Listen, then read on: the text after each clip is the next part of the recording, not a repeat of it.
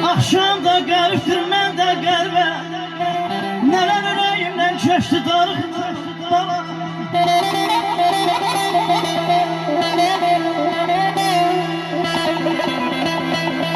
Ağsaqqalı şərəfini almış gəlsin ha.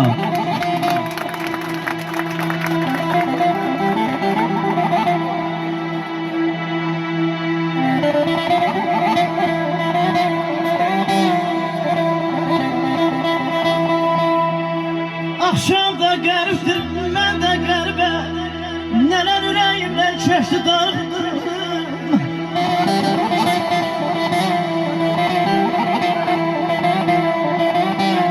Sarmaylığın kömür avtusu, axatdı sinəmi dəşdi darıqdır.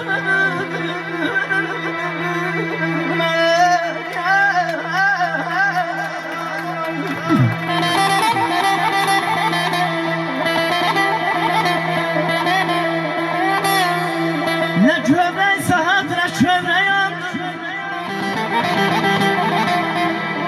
nəfəsin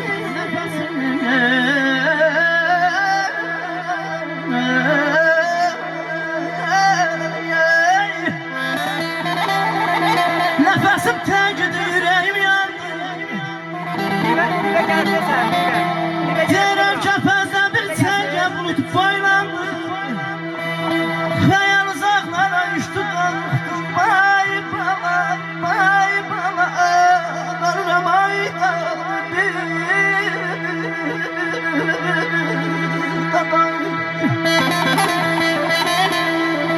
Çok sağ ol ama, çok sağ ol.